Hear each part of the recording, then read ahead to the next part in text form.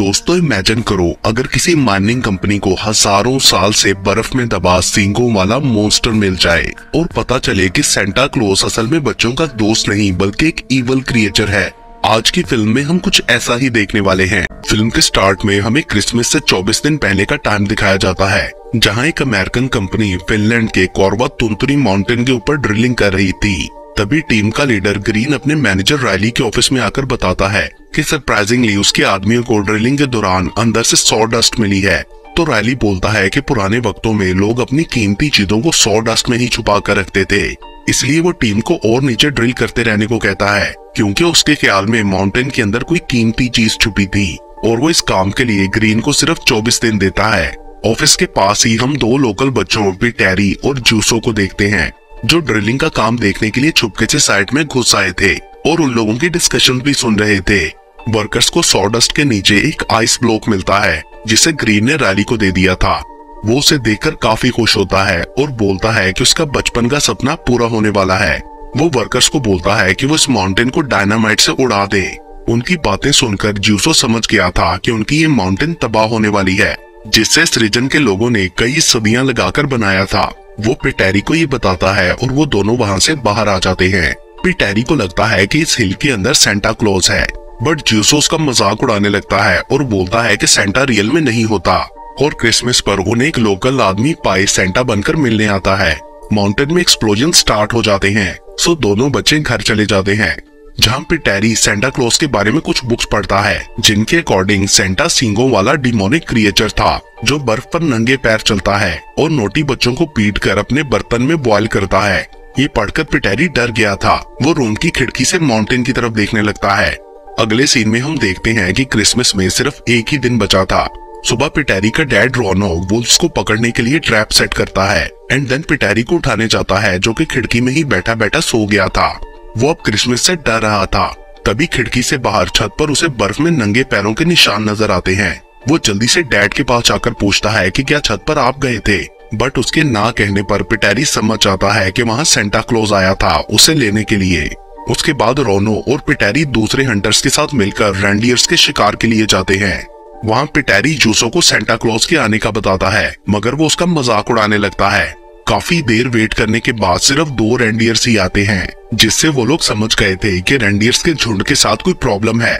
जिसके बाद वो लोग माउंटेन की फेंस के करीब उन्हें ढूंढने के लिए जाते हैं, जहां सब रेंडियर्स मरे हुए थे। जूसो का फादर एमो पहले से ही वहां था। वो लोगों को टूटी हुई फेंस दिखाता है जो पिटेरी और जूसो ने तोड़ी थी। पिटेरी गिल्टी फील करते हुए अपनी गलती बताने लगता है, बट जूसो ने उसे रोक दिया था। रेंडियर्स के इन चरवाहों को तकरीबन $85,000 का नुकसान हुआ था। वो समझते हैं ये वुल्फ्स का काम है, बट पिटेरी को एक रेंडियर की बॉडी पर पैरों का निशान मिलता है, जिससे वो समझ गया था कि इन सबको सेंटा क्लॉज ने मारा है। रोनो और उसके दोस्त गुस्से में फेंस के अंदर घुसकर कंपनी वालों से बात करने के लिए जाते हैं, क्योंकि उनका ख्याल था कि उनके एक्सप्लोजन्स की वजह से वुल्फ्स इस तरफ आ गए थे। माउंटेन के टॉप पर पहुंचकर ऑफिस में उन्हें कोई भी नहीं मिलता। कंपनी के सभी लोग शायद जल्दी में वहाँ से भाग गए थे। माउंटेन अंदर से खाली हो चुका था, जिससे पिटेरी समझ आता है कि उन्होंने सेंटा को निकाल लिया, बट बाकी सब कुछ नहीं समझते कि यहाँ आखिर हुआ क्या था। हॉल के अंदर लाइट से देखने पर कुछ नजर नहीं आता, सो वो लोग वापस घर आ जाते हैं, जहाँ जूसो पिटेरी के घर में स्टे करता है। पिटेरी ने खुद को सेंटा से प्रोटेक्ट करने के लिए हॉकी का यूनिफॉर्म पहन लिया था एंड वो जूसो को सेंटा के बारे में बुक्स दिखाता है, जिसमें बताया गया था कि रियल सेंटा सींगों वाला वैशी क्रिएचर है। वो माउंटेन ऑफिस से ली गई डायग्राम भी दिखाता है कि माइनर्स ने सेंटा को निकाल लिया है, क्योंकि उन बुक्स के अकॉर्डिंग यहाँ के प्राचीन लोगों ने सेंटा से जान छुड़ाने के लिए उसे इन माउंटेन्स में बंद कर दिया था। जूसोस की ये स्टोरी सुनकर जोर जोर से हंसने लगता है, बट पिटेरी आने वाले खतरे को जान चुका था। उस रात अगेन पिटेरी सोने की बजाय विंडो के पास बैठ जाता है ताकि सेंटा पर नजर रख सके। दूसरी तरफ हम ग्रीन को देखते हैं, जो रायली से कांटेक्ट करके बताता है कि हमने जो चीज डिस्कवर की थी वो एक लिविंग क्रिएचर है और वर्कर्स उससे डर रहे हैं। बट रायली कुछ भी सुने बिना उसे कार्गो भेजने को कहता है। तभी अचानक ग्रीन को वर्कर्स की चीखें सुनाई देती हैं। वो चेक करने के लिए इधर उधर देखता है तो उसे सामने एक बेयर फुटेड क्रिएचर खड़ा दिखता है। अगली सुबह पिटेरी बाहर निकलकर देखता है कि डैड के लगाए गए वुल्फ ट्रैप के चारे को कोई ले गया था। उसकी चीख सुनकर रोनो भी बाहर आ गया था। गड्ढे के अंदर उन्हें पहले परिंदे के पर मिले, बट नीचे किसी इंसान की लाश थी। रोनो ये देखकर बुरी तरह डर गया था। वो जल्दी से पिटेरी को घर के अंदर ले जाता है एंड जब पाई सेंटा के ड्रेस में पिटेरी को क्रिसमस विश करने आता है तो रोनो उसके साथ मिलकर डेड बॉडी को अपने बुचरिंग स्टोर में ले जाता है और चेक करने पर उसकी पॉकेट से मिस्टर ग्रीन का आईडी कार्ड मिलता है। रोनो को कुछ समझ नहीं आ रहा था कि वो क्या करे, क्योंकि वो ट्रैप लगाना इलीगल था।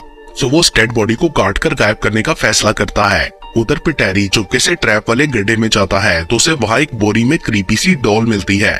स्लॉटर हाउस में रोनो और पाई उस डेड बॉडी को काटने ही वाले होते हैं कि वो हिलने लगती है, मतलब वो बूढ़ा आदमी जिंदा था।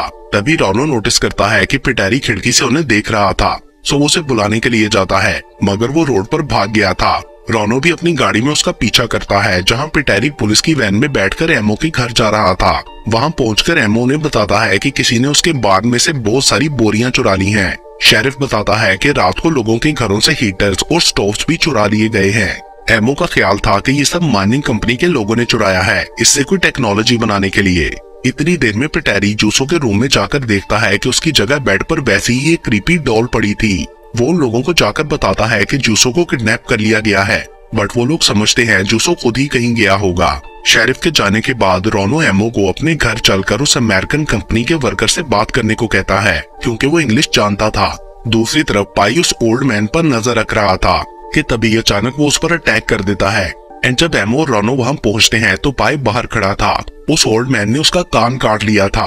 वो उन दोनों को भी अंदर जाने से रोकता है, क्योंकि वो क्रिएचर इंसान नहीं लग रहा था, बट वो दोनों गन्स लेकर अंदर उससे बात करने जाते हैं। वो नेकेड बूढ़ा आदमी एक कोने में बैठा हुआ था और उनकी बात का कोई जवाब नहीं देता। वो लोग हर तरह से उसे बुलाने या मूव कराने की कोशिश करते हैं, बट वो साइलेंट ही रहता है। तभी पिटेरी के वहाँ आते ही ओल्ड मैन उसकी तरफ देखते हुए खड़ा हो जाता है। उसने झाड़ू भी खा लिया था। रोनो पिटेरी को ओल्ड मैन के पास से जाकर पूछता है कि तुम इसे जानते हो, जिस पर पिटेरी बोलता है ये इवल सांता क्लॉज है जो यहाँ बच्चों को किडनैप करने आया है। अब की बार वो सब पिटेरी की बात मान लेते हैं कि इस क्रिएचर को माउंटेन के अंदर से निकाला गया है। सडनली ओल्ड मैन पिटेरी पर अटैक करने लगता है तो वो लोग उसे पकड़कर बांध देते हैं। कुछ देर बाद ग्रीन की जैकेट में से उन्हें वॉकी टॉकी की आवाज आती है।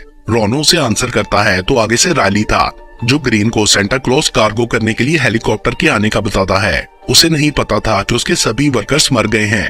ये सुनकर रोनो उसे ये क्रिएचर बेच देने का डिसाइड करता है और बोलता है कि हम आधे घंटे में सेंटा को लेकर माउंटेन पहुंच जाएंगे। देन वो लोग उस क्रिएचर को पाई का सेंटा क्लॉज ड्रेस पहनाकर रेडी कर देते हैं एंड केज में डालकर माउंटेन की तरफ जाते हैं। वो लोग उसे $85,000 में बेचने का सोच रहे थे ताकि उनका नुकसान पूरा हो सके। वो क्रिएचर सारे रास्ते पिटेरी को शिकारी की नजर से देखता रहता है। माउंटेन पर पहुंचकर वो लोग वैन से बाहर निकलते हैं तो एमओ को वहाँ अपनी वाइफ का खोया हुआ हेयर ड्रायर मिलता है। तभी रायली भी हेलीकॉप्टर से वहाँ पहुँच गया था। वो पैसे देने से पहले कार्गो को देखने की डिमांड करता है। सो वो लोग केज को वैन से बाहर ले आते हैं, बट रायली उसे गौर से देखते ही बोलता है कि ये रियल सांता नहीं है, बल्कि उसका एक एल्फ यानी हेल्पर है। उन लोगों को उसकी बात समझ नहीं आती। तभी अचानक वहाँ की लाइट्स बंद हो जाती हैं और पायलट की भी चीख की आवाज आती है, कोई उसे ले गया था। वो तीनों दोस्त जल्दी से अपनी गन्स रेडी करते हुए देखते हैं कि हर तरफ से उन्हें वैसे ही स्केरी बूढ़े आदमियों ने घेर रखा था। वो सब सेंटा के एल्फ्स थे। रायली उन्हें गन्स नीचे करने को कहता है क्योंकि सेंटा आकर नोटी लोगों को सजा देने वाला था। सडनली कहीं से एक कुल्हाड़ी आकर रायली के सर में लगती है, जिससे उसकी डेथ हो गई थी।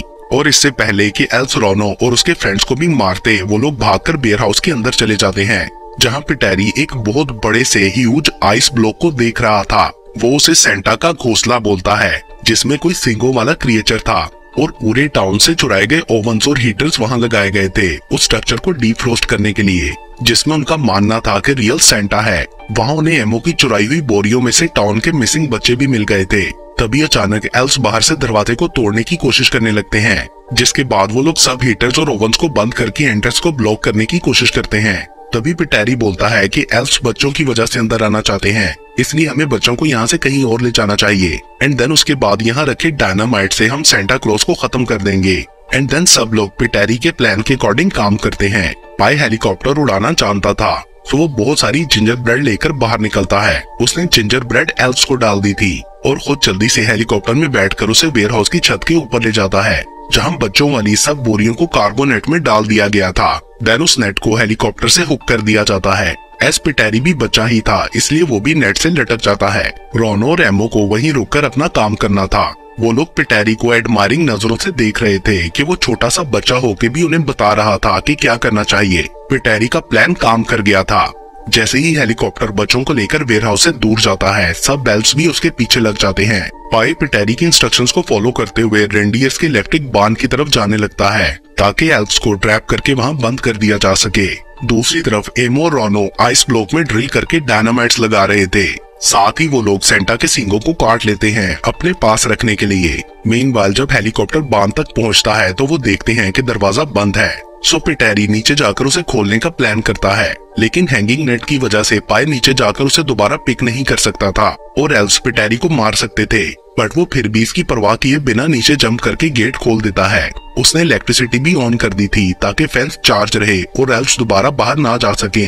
एंड देन एल्व्स के अंदर आते ही वो डर से आंखें बंद कर लेता है। सेम उसी टाइम एमो रोनो सेंटा के सींगों को लेकर वेयरहाउस से बाहर निकल आते हैं एंड सेफ डिस्टेंस तक जाने के बाद रोनो बटन प्रेस कर देता है, जिससे एक जोरदार धमाके से वेयरहाउस और मॉन्स्टर तबाह हो जाते हैं। दूसरी तरफ अभी तक बांध में खड़ा पिटेरी अपनी आंखें खोलता है तो समझ जाता है कि एल्व्स उस पर अटैक नहीं करेंगे। वो पाई से सब बच्चों को उनके घर छोड़ने को कहता है। अगली सुबह पाई एमो रोनो और जूसो के साथ वापस पिटेरी के पास पहुंच गया था। पिटेरी सजेस्ट करता है कि इन एल्व्स को सेंटा क्लॉज बनाकर बेचा जाए और हर एक की $85,000 चार्ज किए जाएं। उसके बाद वो लोग उन एल्व्स को शावर करवाकर साफ करते हैं एंड देन उन्हें सेंटा क्लॉज बनाने की ट्रेनिंग दी जाती है कि बच्चों को गिफ्ट्स कैसे दिए जाते हैं। फाइनली उन्हें सेंटा के आउटफिट में तैयार करके वुडन पैकेजेस में बंद कर दिया जाता है और इसके साथ ही ये मूवी यहीं पर खत्म हो जाती है।